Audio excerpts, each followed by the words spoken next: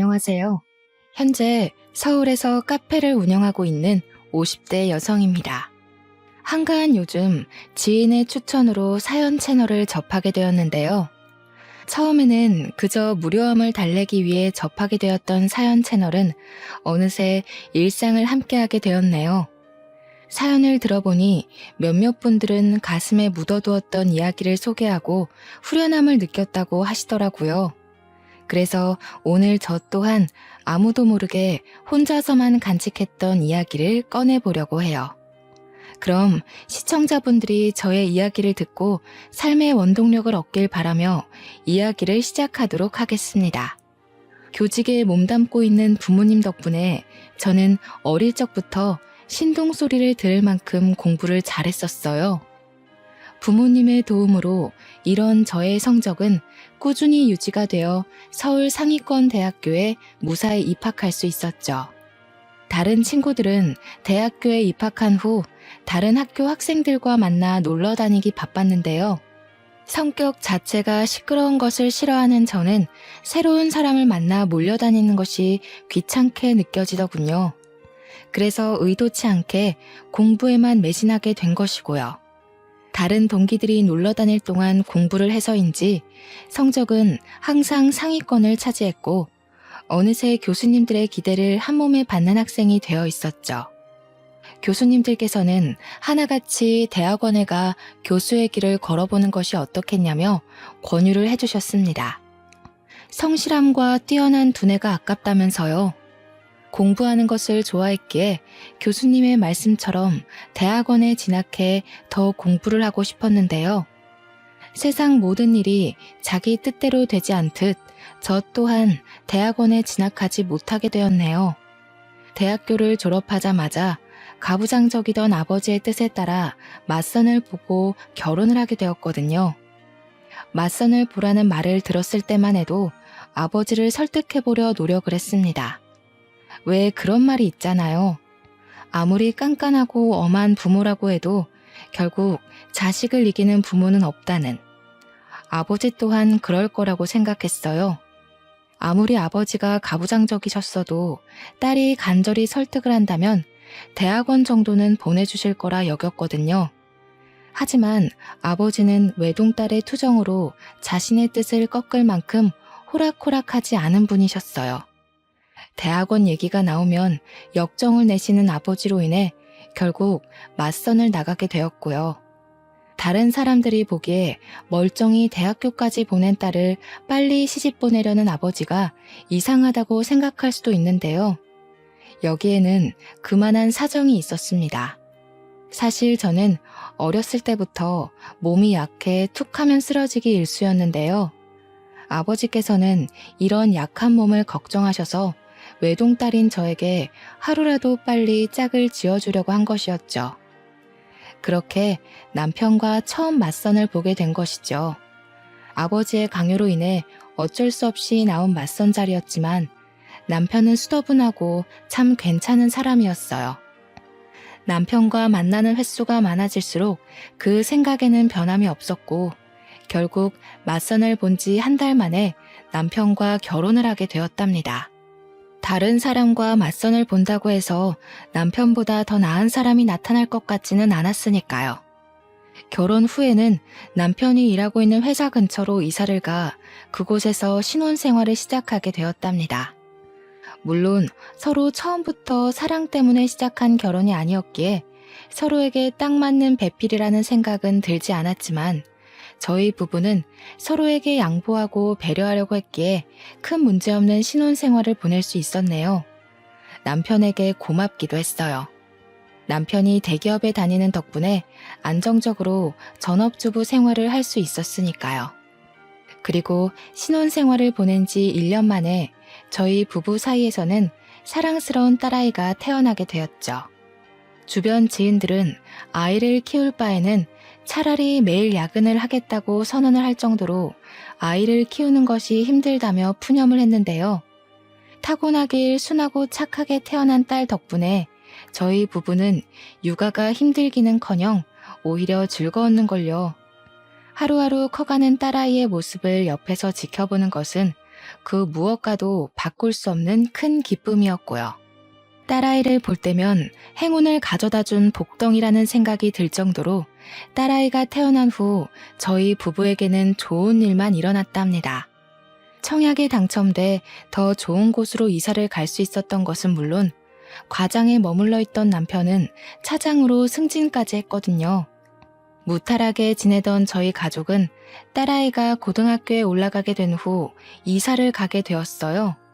청약이 당첨된 아파트는 남편이 다니는 회사와 멀다는 이유로 다른 사람에게 세를 주고 있었지만 고등학생이 된 딸에게 더 나은 교육 환경을 제공해주고 싶었기에 이사를 가게 되었죠. 딸아이에게 공부하기 좋은 환경을 만들어주기 위해 이사를 가긴 했지만 친구가 없어 힘들어하는 딸아이의 모습을 보니 후회가 되더라고요. 괜한 욕심으로 인해 딸아이에게 상처를 준 건 아닌가 하는 생각이 들기도 했습니다.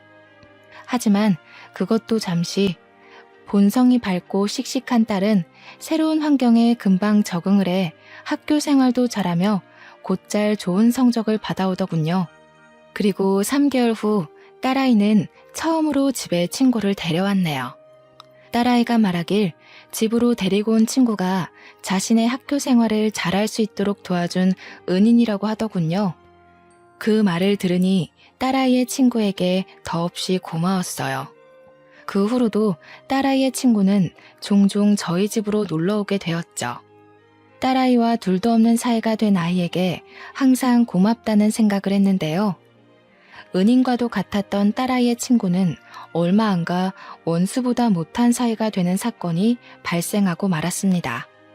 시어머니의 칠순잔치로 인해 100만 원가량의 현금을 뽑아 집으로 돌아왔을 때였죠. 집에는 여느 때와 같이 학교 숙제를 하고 있는 딸아이와 딸아이의 친구가 있더군요. 아이들에게 저녁을 차려주고 있었지만 마침 아파트 반상회가 있어 간단한 간식거리만 챙겨준 뒤 집을 비우게 되었어요. 미안한 마음에 반생회 모임에서 일찍 일어나 집으로 돌아오게 되었고요. 그런데 집으로 오니 이미 딸아이의 친구는 집으로 돌아간 후였죠. 이미 간 아이를 다시 부를 수 없기에 딸아이의 저녁만 차려준 뒤 안방으로 들어오게 되었고요. 안방에 들어온 후 제일 먼저 100만 원을 가방에 넣으려고 했는데요. 놀랍게도 봉투에 있어야 할 100만 원은 소리 소문 없이 사라져 있더군요. 깜짝 놀랄 수밖에 없었어요. 반상회 모임에 나갈 때만 해도 멀쩡하게 있던 100만 원이 갑자기 사라지다뇨. 말이 안 되잖아요. 그래서 제일 먼저 딸아이의 방을 찾아갔어요. 너 엄마 서랍에 있던 100만 원 건드렸니? 그 큰돈을 내가 뭐하러 엄마 몰래 건드려. 금방 들통날 텐데. 엄마 아까 반상회 나갔잖아. 반상회 모임 갔다가 흘리고 온 거 아니야? 나는 진짜 아니니까 다시 잘 찾아봐. 역시나 딸아이는 자신이 한 짓이 절대 아니라며 손사래를 쳤어요. 딸아이가 지갑에 손을 댄 적이 있다면 의심을 할 테지만 한 번도 허락 없이 저희 부부의 지갑에 손을 댄 적이 없기에 차마 딸아이를 의심할 수 없었네요. 고심하던 순간 딸아이의 친구가 급히 집으로 돌아간 것이 떠올랐습니다. 그래서 딸아이에게 그 아이가 사는 곳의 주소를 받아 찾아가게 된 것이죠. 이쯤 되니 갑자기 100만 원이나 되는 큰 돈을 왜 훔쳤을지 궁금했어요. 한편으로는 이미 100만 원이란 큰 돈을 다 써버렸으면 어떡하나 걱정이 되기도 했고요. 딸아이가 알려준 주소는 오래된 다가구 주택이 모여있는 곳이었는데요. 딸아이의 친구는 그 중에서도 제일 후미지고 높은 곳에 위치한 판자촌이었습니다. 문을 두드리자 딸아이의 친구는 바로 문을 열더군요. 딸아이의 친구는 제가 자신의 눈앞에 있다는 사실에 깜짝 놀란 표정이었어요. 요리조리 누나를 굴리는 아이의 모습을 보자 확실히 100만 원을 훔쳐간 것이 맞구나 확신이 들었습니다. 안방에 있던 100만 원 네가 가지고 갔니? 네. 자신은 아니라며 딱 잡아댈 줄 알았는데 딸아이의 친구는 의외로 순순히 100만 원을 가지고 간 것이 자신이라고 인정을 했어요. 문을 두드릴 때만 하더라도 남의 돈에 손을 댄 행동을 따끔하게 혼내야겠다고 생각했지만 막상 벌벌 떨고 있는 아이의 모습을 보자 그렇게 못하겠더라고요. 그래서 화를 내는 대신 차분하게 왜 100만 원에 손을 댔는지 물어보았죠. 차분하게 이유를 묻자 딸아이의 친구는 울먹이며 100만 원에 손을 댄 이유를 털어놓기 시작했네요. 죄송해요. 아줌마나 연희가 저한테 해주던 걸 생각하면 절대로 그러면 안 됐는데 엄마 수술비가 모자라서 어쩔 수가 없었어요. 엄마가 수술을 하셨다고? 혹시 어디가 많이 아프시니? 사실 저희 엄마가 암에 걸리셨거든요. 지금까지는 보험회사에서 나오는 보험금으로 꾸역꾸역 버텼었는데 얼마 전에 아빠가 엄마 보험금으로 나온 돈을 가지고 도망가서요.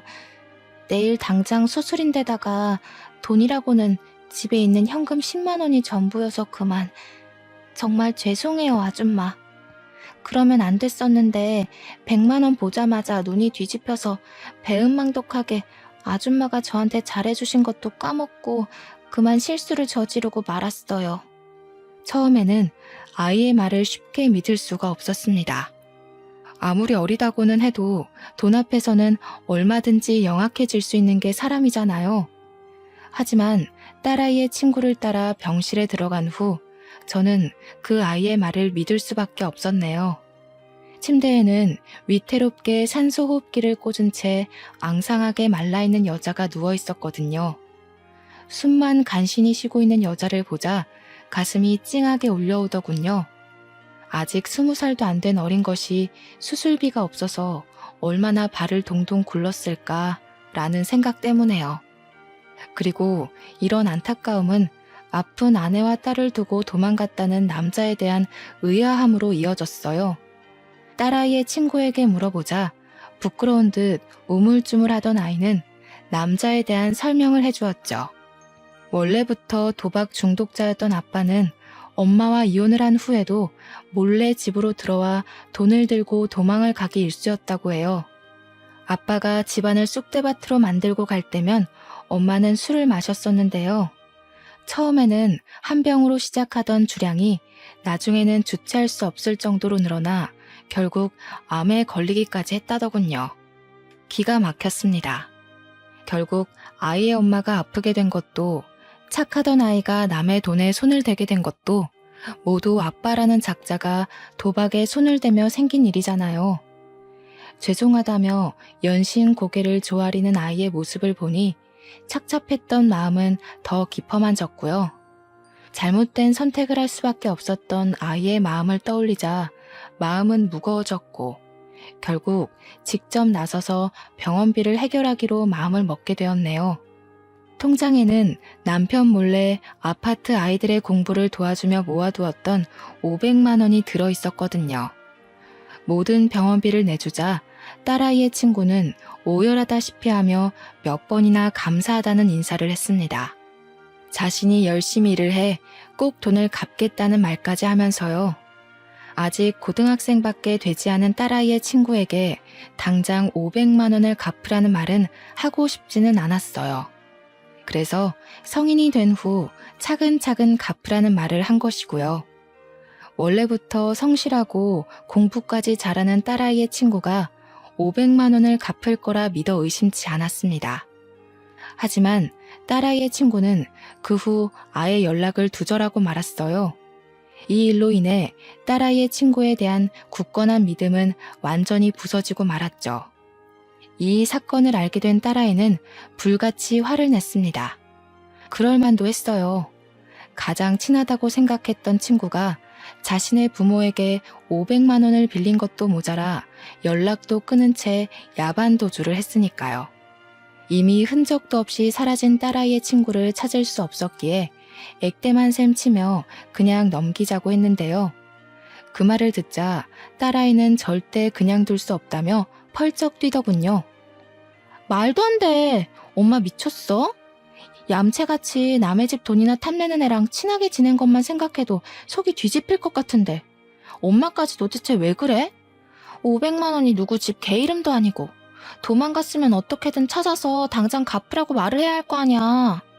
말 들어보니까 사정이 딱하더라. 아빠라고 하나 있는 사람은 도박에 미쳐서 제 처랑 자식도 버리고 도망간 것도 모자라서 수술비까지 가지고 도망갔다고 하던데 딱하지 않니?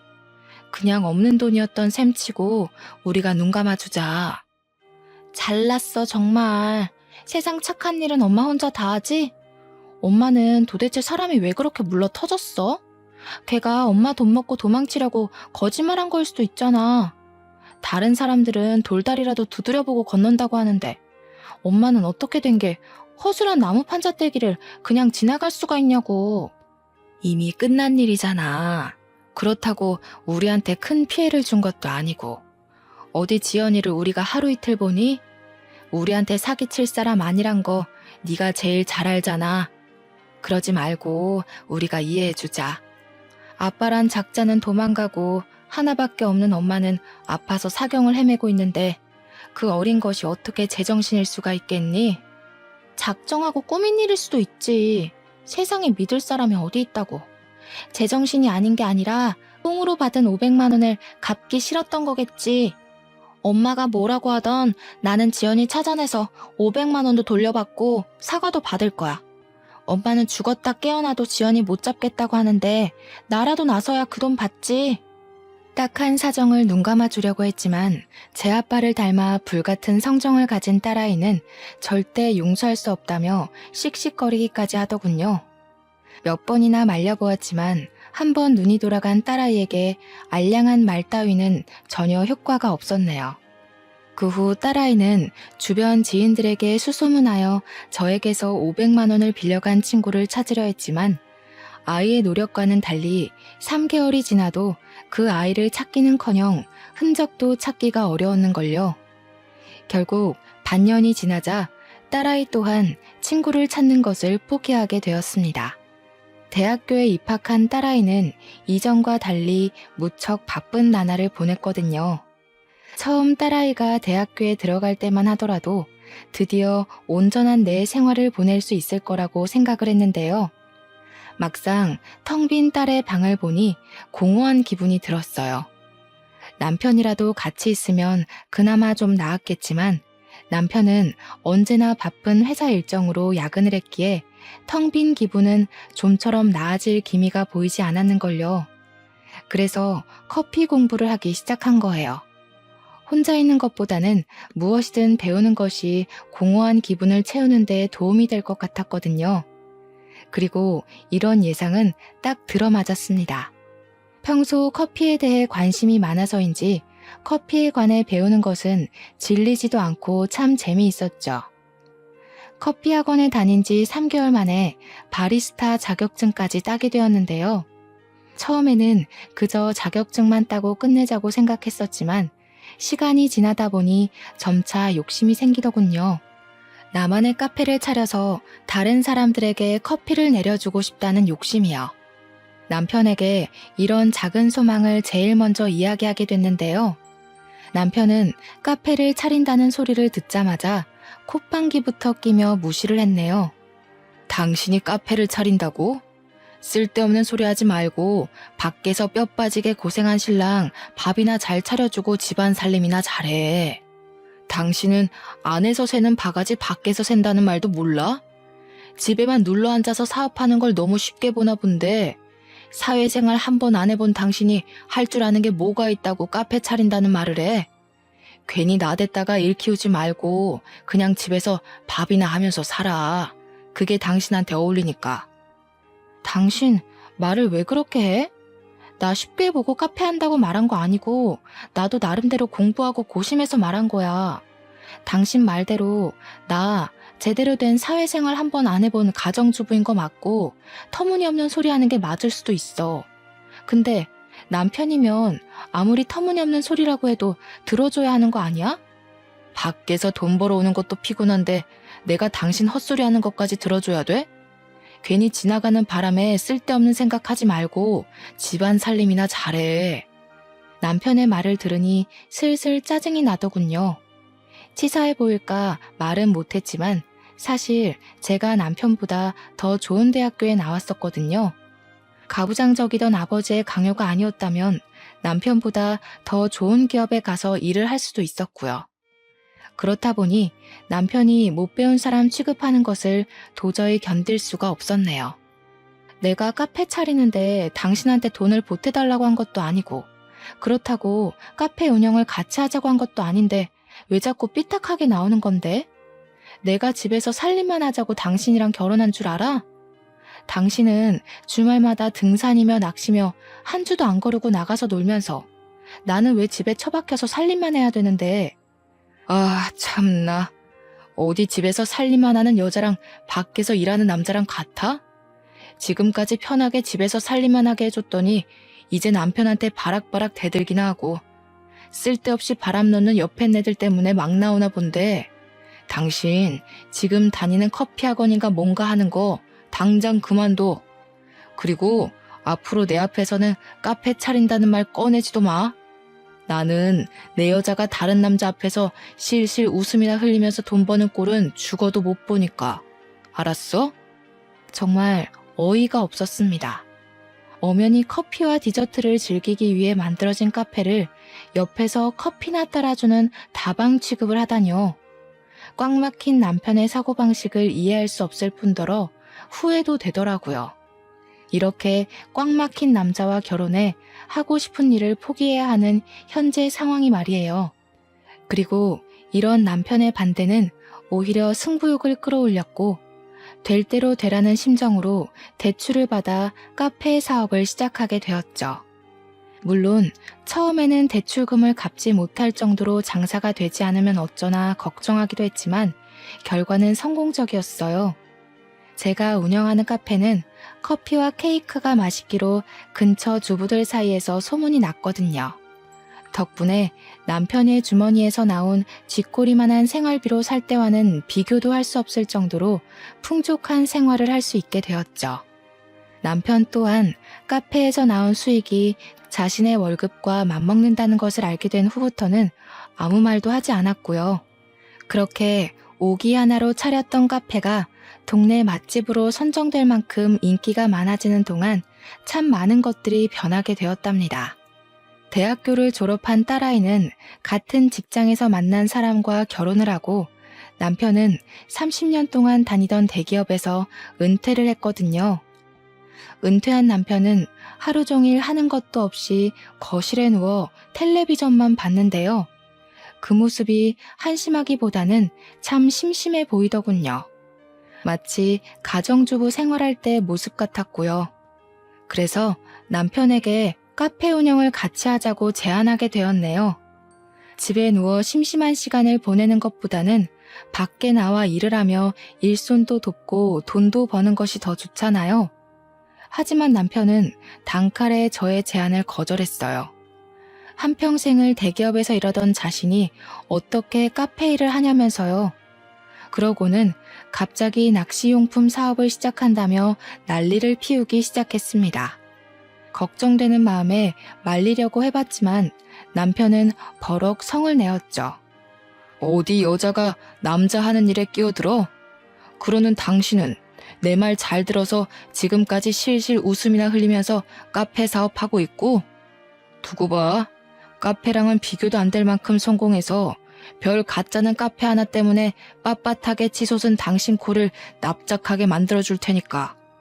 지금 경쟁하자고 당신한테 그런 얘기하는 게 아니잖아. 카페야 나이에 상관없이 다들 많이 온다고 하지만 낚시는 다르잖아. 바닷가에서 자리 잡고 시작해도 운영될까 말까 한 게 낚시용품 사업인데, 바다는커녕 제대로 된 강가도 없는 여기서 누가 낚시용품을 사겠냐고. 이렇게 생각하는 게 짧으니 사회에 나와서도 남자들한테 밀리지. 인터넷으로 팔면 되지 뭐하러 바닷가까지 가서 물건을 파냐고. 당신 나한테 훈계할 시간에 가서 공부나 더 하고 와. 되지도 않는 머리 굴리면서 하늘 같은 서방 기껏 끌 생각이나 하지 말고. 걱정이 돼서 한 말이었지만 남편은 제가 자기를 무시한다고 생각하는 모양이었어요. 오해를 하는 남편에게 다시 이야기를 하려 했지만 남편은 그때마다 직장 생활을 하지 않은 것을 걸고 넘어지며 헐뜯기 바빴는걸요. 딸까지 합세하여 남편을 말려보았지만 사업을 하겠다는 남편의 고집을 꺾기에는 역부족이었고 남편은 결국 사업을 하고 말았네요. 착잡한 마음 때문에 잠도 설치는 저희 모녀와 다르게 남편은 그저 신나 보였어요. 그럴 만도 했습니다. 한평생 회사원으로 살았던 남편은 한 번이라도 사업을 해 사장님 소리를 들어보고 싶다는 말을 입에 달고 살았거든요. 남편은 사무실에서 새우잠을 자며 열심히 일을 했는데요. 열정 넘치고 간절하던 모습은 정확히 6개월 후 귀신같이 사라지고 말았죠.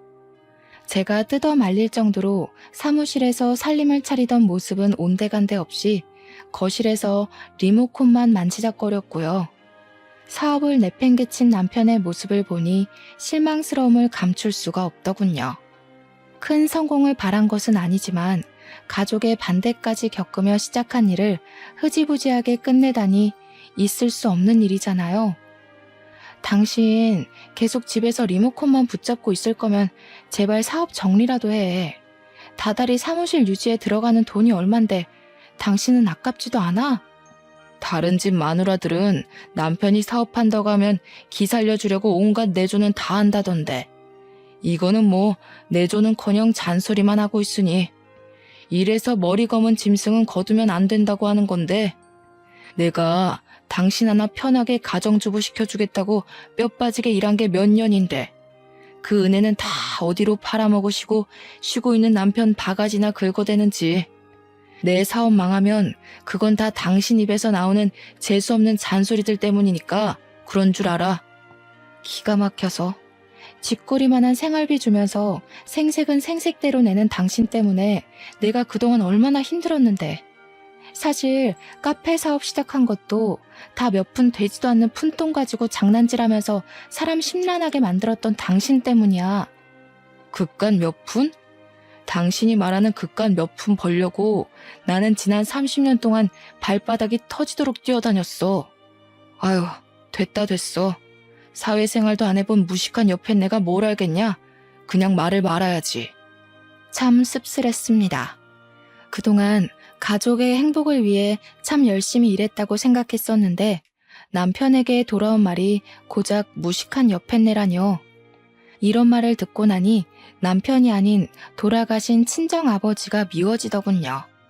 친정아버지께서 저에게 결혼이 아닌 취업을 할 수 있도록 도와주셨다면 최소한 무식한 옆했네라는 소리는 안 들었을 테니까요.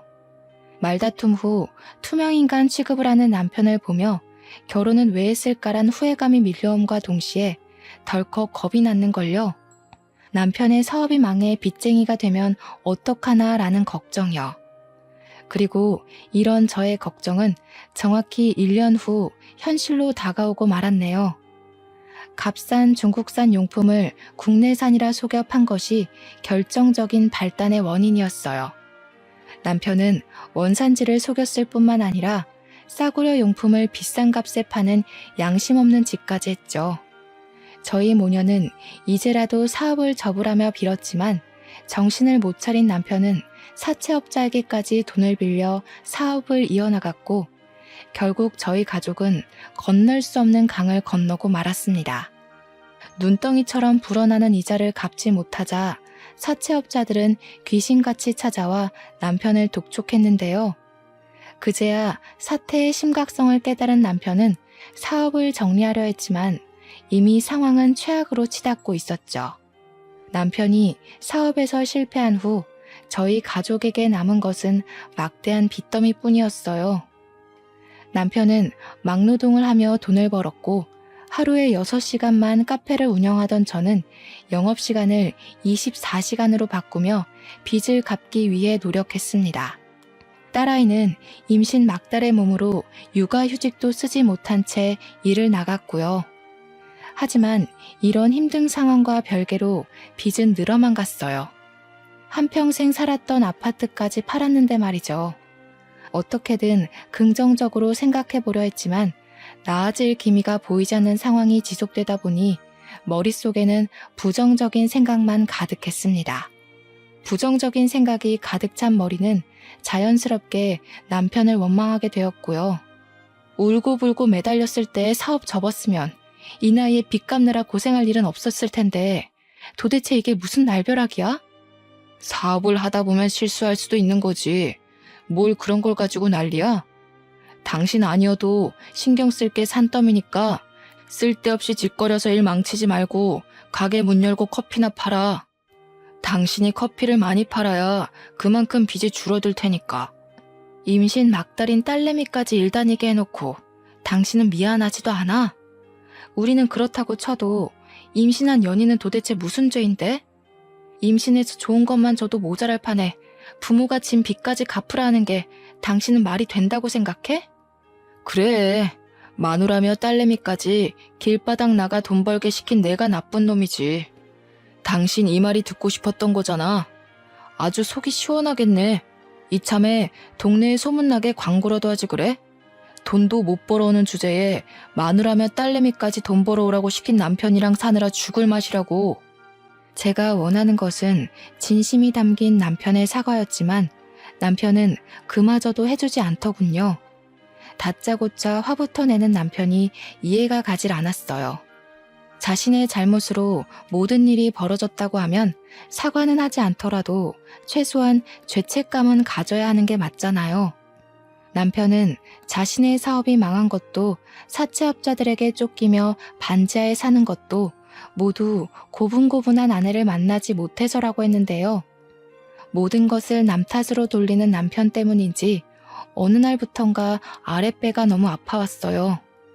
참을 수 없을 만큼요. 처음에는 참아보려고 했지만 복통은 일주일이 지나고 2주일이 지나도 가라앉을 기미가 보이지 않았습니다. 참을 수 없는 복통에 가까운 병원을 방문하자 의사는 정밀검사를 받아볼 것을 권했습니다. 그리고 검사 결과는 충격적이었습니다. 다른 사람도 아닌 제가 간암 판정을 받다니 믿을 수가 없었죠. 의사는 간암 초기 판정을 받았으니 치료만 잘하면 완치 확률이 높다며 위로를 해주었어요. 무신경한 남편과 달리 어떻게든 위로를 해주려 노력하는 의사를 보니 씁쓸함은 더 심해졌죠. 빚쟁이한테 시달리는 와중에 간암에까지 걸리다니 참 하늘이 원망스럽더군요. 딸아이는 치료에 전념할 수 있도록 자신이 노력한다고 했는데요. 힘든 내색 한번 하지 않고 위로를 해주는 딸아이를 보니 울컥 눈물이 차올랐네요. 만삭의 몸으로 일을 하는 것도 힘들 텐데 못난 엄마의 위로까지 해준 거잖아요. 남편에게는 또 어떻게 말할지를 생각하니 집으로 돌아가는 길이 참 막막했어요. 당장 한 푼이 아쉬운 상황에서 카페 영업을 중단하고 치료에만 전념한다고 하면 빚더미는 금세 불어날 게 눈에 선했거든요. 그래도 용기를 내어 남편에게 말을 꺼냈죠. 참나. 한평생 내 돈이나 파먹으면서 살던 쌀벌레 같은 마누라 드디어 쓸모있나 싶었더니 암이라고 하네. 그래도 암 초기면 금방 죽을 건 아니잖아. 요즘 기술이 좋아져서 암 초기면 금방 털고 일어난다고 하던데. 당신 괜히 입원해서 쓸데없는데 돈 날릴 생각하지 말고 통원 치료하면서 카페 일 계속해. 아빠, 그게 무슨 말이야. 엄마가 누구 때문에 암에 걸렸는데 다 아빠가 사업한다고 엄마 속 썩여서 생긴 일 아니야. 애초에 아빠가 이상한 사업한다고 뻘짓만 안 했어도 말년에 엄마가 이렇게 고생할 일은 없었다고. 이 계집애가 누굴 닮아서 이렇게 건방지게 굴어?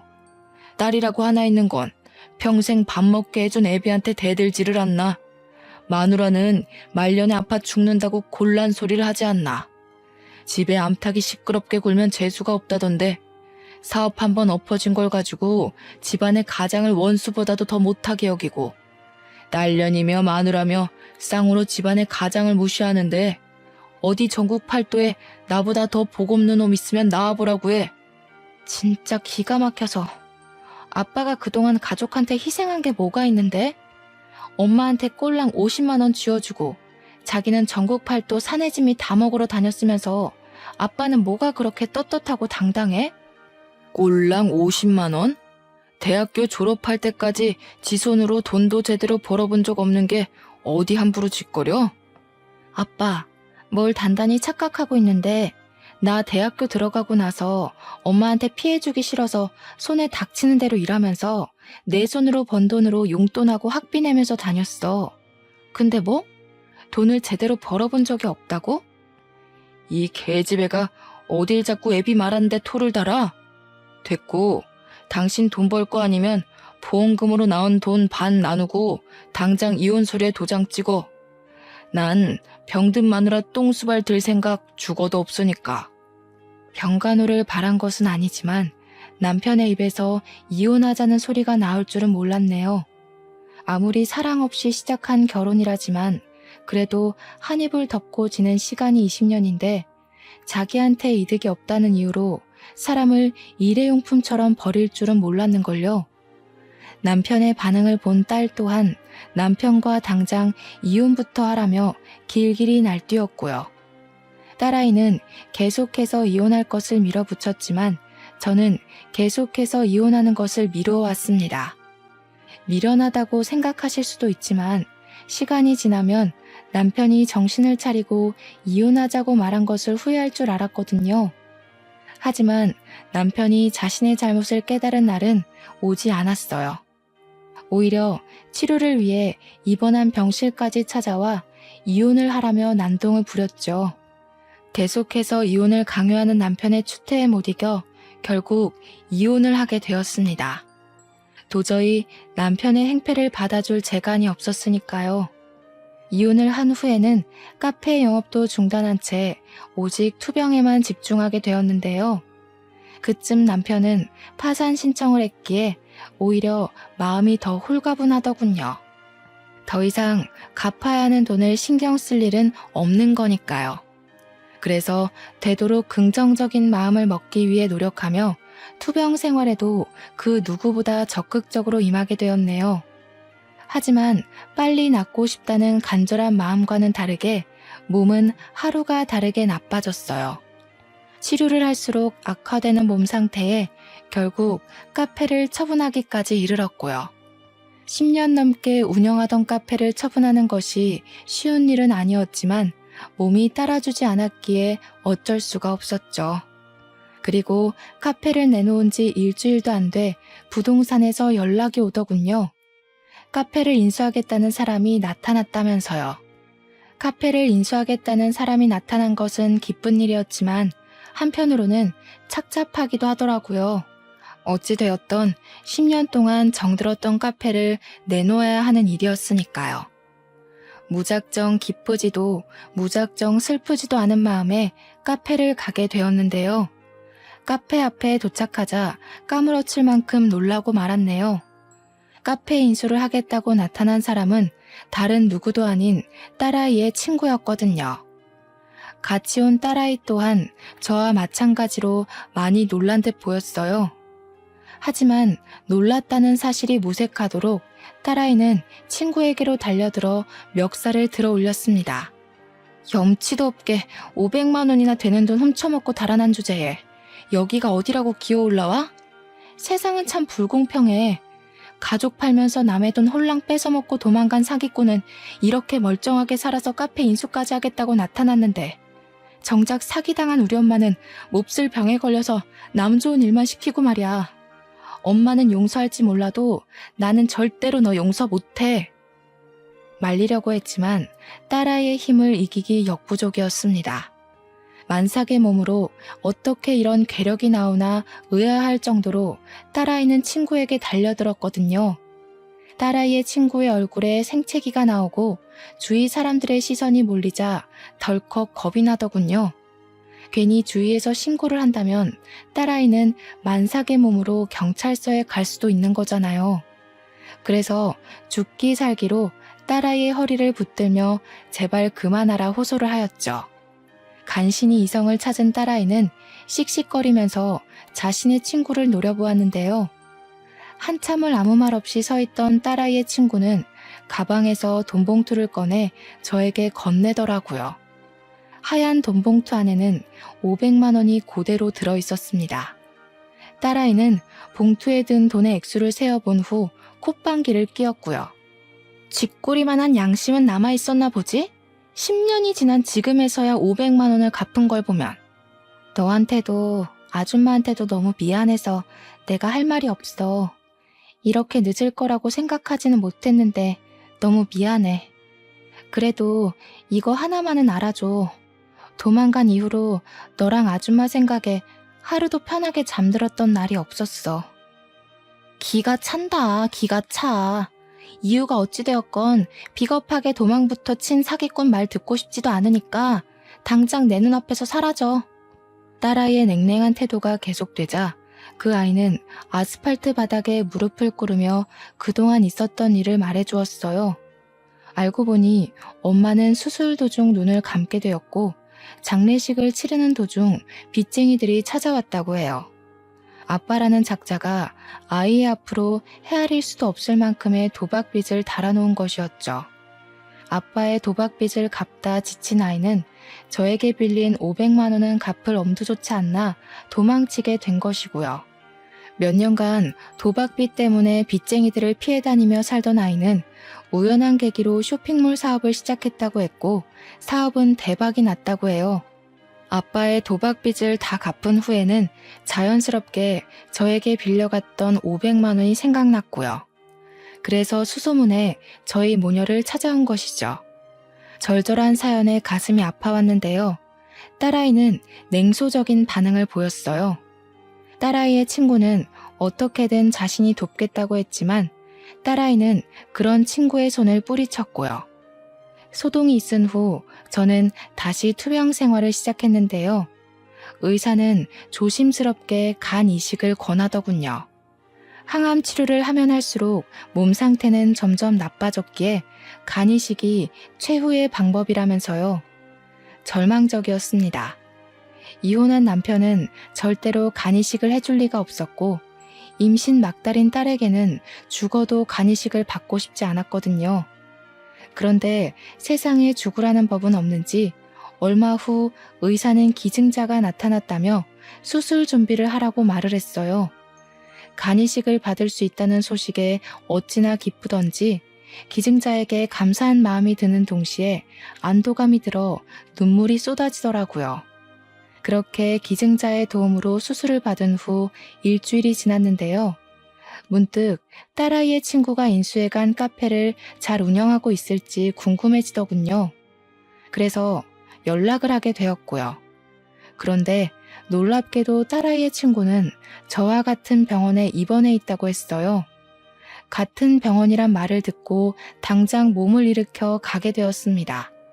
큰 마음 먹고 카페까지 넘겨주었는데 몸이 아파 카페 운영을 못하게 되면 큰일이잖아요. 딸아이의 친구가 있는 병실 앞에 서 있을 때였는데요. 때마침 수술을 해주신 의사가 제 앞을 지나가며 딸아이의 친구가 누워있는 병실을 가리켰습니다. 아는 사이냐면서요. 엄청 돈독한 사이셨나 보네요. 가족도 꺼려하는 간이식을 선뜻 하겠다고 나선 걸 보면. 네? 그게 무슨 말씀이세요? 간이식을 하다니요. 의사의 입에서 나온 말은 믿을 수가 없었습니다. 간이식을 해준 사람이 다른 사람도 아닌 딸아이의 친구였으니까요. 침대에 앉아있는 딸아이의 친구를 보자 다리에 힘부터 풀리더군요. 고마움과 함께 미안함이 밀려왔거든요. 왜 기증자인 것을 밝히지 않았냐고 묻자 딸아이 친구는 씁쓸한 미소만 지을 뿐이었습니다. 그깟 간이식 좀 했다고 제가 아줌마 돈을 가지고 도망간 사실이 변하는 건 아니잖아요. 그냥 지난날 베풀어주신 호의를 돌려받는다고 생각해주세요. 세상에 그깟 500만 원이 뭐길래. 너무 고맙고 미안해서 내가 할 말이 없구나. 물론 엄마가 수술을 받아 돌아가시긴 했지만 그래도 아줌마가 500만 원을 빌려주신 덕에 후회는 안 했어요. 만약 돈이 없어서 수술을 못했다면 저 때문에 엄마가 돌아가셨다는 후회 때문에 사업을 하기는커녕 지금도 아빠 빚 갚는 걸로 쩔쩔매면서 후회나 하고 있었을 테니까요. 제가 엄마를 편하게 보내드린 것도 사업을 해서 이렇게 큰 돈을 벌게 된 것도 다 아주머니 덕분이에요. 그러니까 저한테 미안한 마음 갖지 마시고 건강하게 오래오래 사세요. 그래야 카페 영업도 다시 하시죠. 더 힘든 일을 겪었으면서 오히려 위로를 해주는 모습에 참 마음이 아파졌네요. 제가 한 거라고는 그저 500만 원을 빌려준 것 뿐인데 딸아이 친구는 500만 원을 훌쩍 뛰어넘는 것을 해주었으니까요. 몸이 회복이 된 후 출산을 한 딸아이에게도 그동안 있었던 일을 설명해 주었는데요. 딸아이 또한 간 이식을 해준 자신의 친구에게 앙금을 품었던 것을 후회하며 간 이식을 해준 것에 대해 진심으로 고마워하게 되었죠. 퇴원을 한 후 저는 딸아이의 친구 덕분에 간암을 완전히 완치한 후 다시 카페 운영에 힘을 쓰고 있어요. 몸을 회복하고 나자 딸아이의 친구는 자신이 인수했던 카페를 다시 저에게 돌려주었거든요. 아직 무리를 하면 안 되기에 무리하지 않은 선에서 열심히 카페 일을 하고 있어요.